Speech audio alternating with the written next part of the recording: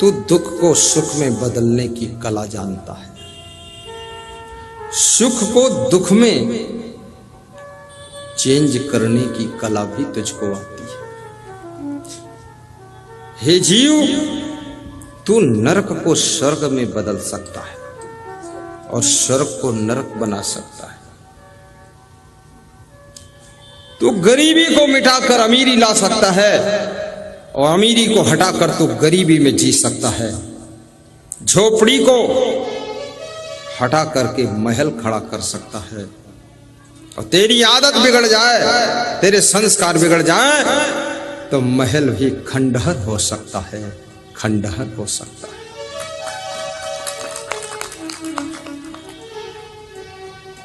कौरव पांडवों में जब बंटवारा हुआ, कौरव बहुत बेईमान थे, पांडव संतोषी भी थे, ईमानदार थे, समझदार थे, क्योंकि कृष्ण भगवान का ज्ञान उनको प्राप्त होता था। जिसको ज्ञान प्राप्त होता ना, वो संतोष भी कर लेता है, गम खा लेता है और समझदारी से काम करता है, ईमानदारी रखता है। कृष्ण भगवान कौरवों को भी ज्ञान देने का प्रयास तो करते थे, लेकिन कौरव लेते ही नहीं थे। कौरवों ने ज्ञान कभी लिया ही नहीं, कृष्ण को भी गाली दिया। जो दुर्योधन जैसे लोग होते हैं, वे ज्ञान देने वालों को भी गाली दे देते हैं, ज्ञान नहीं लेते। रावण, दुर्योधन और कंस गांव-गांव में बसे हुए। पांडव जैसे लोग ही सत्संग में आएंगे और दुर्योधन जैसे लोग सत्संग में नहीं आएंगे। वो अपने घर ही में बैठे बैठे कुछ बुदुर बुदुर करते रहेंगे, बोलते रहेंगे। लेकिन पांडवों को बंटवारा में तांडव वन मिला था, तांडव वन। अपने भुजाओं के परिश्रम से, बुद्धि के प्रयोग से, शुभ संस्कारों के परिणाम से, आपस की सुमत से उस तांडव वन को हस्तिनापुर से भी सुंदर महल खड़ा किया था, जिसका जब उद्घाटन किया है, दुर्योधन को बुलाया। दुर्योधन ने देखा तो दुर्योधन के छाती पर सांप लौट गए। क्या रे, दिया था तो तांडव वन, उबड़ खाबड़ जमीन, आज यहां पर तो बिल्कुल इंद्रलोक बसा हुआ है, इंद्रप्रस्थ जैसा है, हस्तिनापुर से भी सुंदर। याद रखना, कभी भाई भाई का बंटवारा हो, चाचा भतीजे में बंटवारा हो, पट्टीदारों से बंटवारा हो, बंटवारा ईमानदारी से करो। धन बांट लो लेकिन मन मत बांटो, सामान बांट लो पर एक दूसरे का सम्मान मत बांटो। घर बांट लो लेकिन घर वालों का प्रेम मत बांटो। और याद रखना, जमीन बांट लो पर अपनी जमीर को मत बांटो, इज्जत को मत बांटो।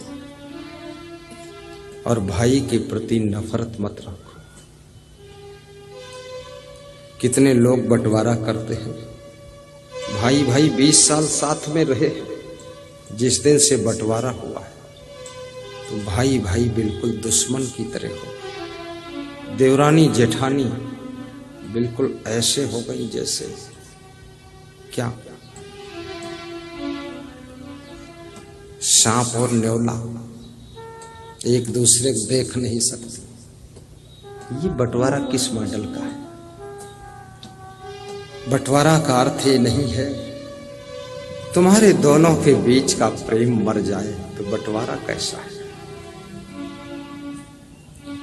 और जहां ईमानदारी रहती है वहां पर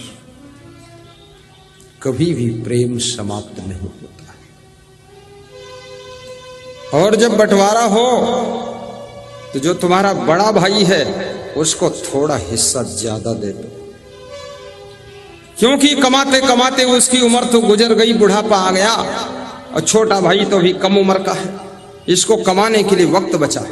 जो बड़े भाई ने इतने दिन कमाया है, छोटा भाई तो आधा बांट लेगा, लेकिन अब छोटा भाई अपनी जवानी में कमाएगा, उसको तो पूरा ही उसी के पास रहेगा।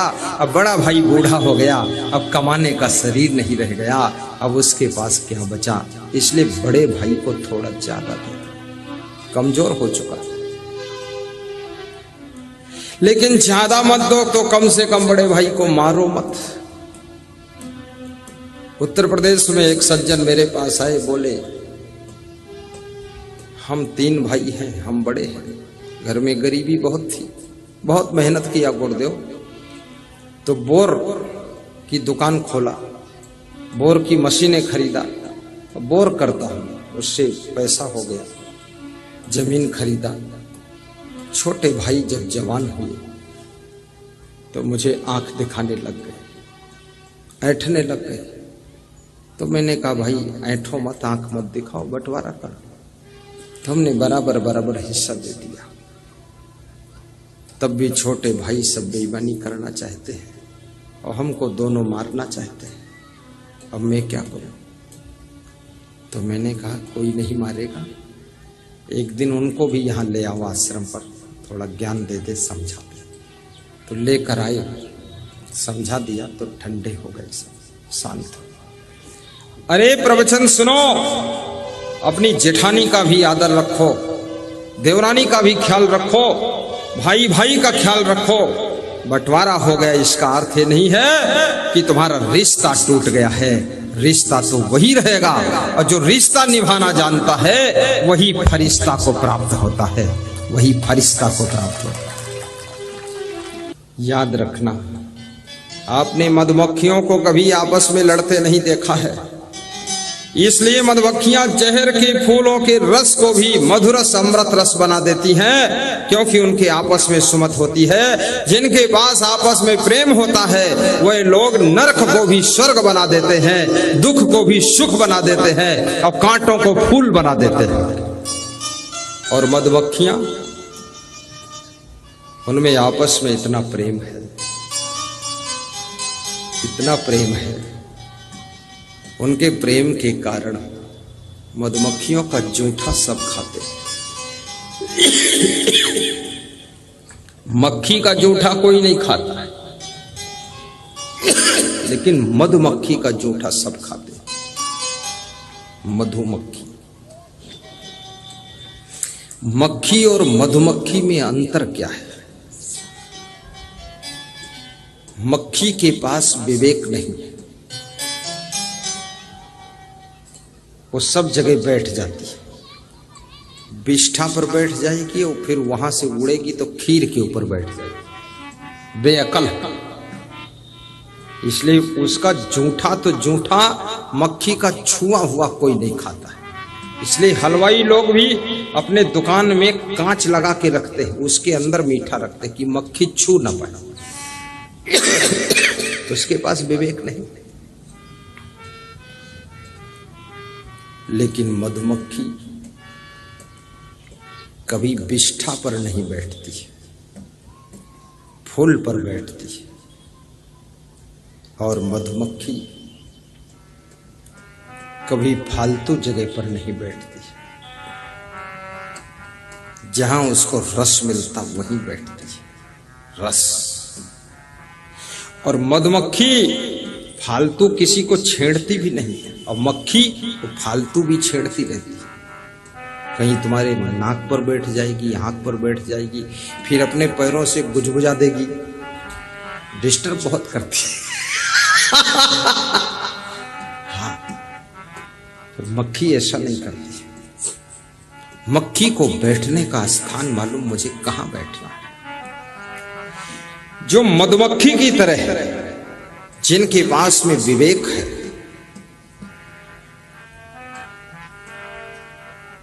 मैं किसी गांव में गया था कल, और राजा राम कुछ गांव है, राजा जान गांव है, वहां गया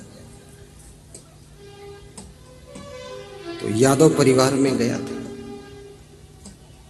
मंजू यादव, शांति यादव, बबीता यादव, अंजू यादव, रेखा यादव, महिलाओं ने बुलाया था। सब महिलाएं ही अगुआ थी, पुरुष लोग पीछे पीछे बेचारे चलते थे। पुरुष अगर महिलाओं के पीछे भी चलने लग जाए तो भी ये गुरु जी के पास तक पहुंच जाएगा।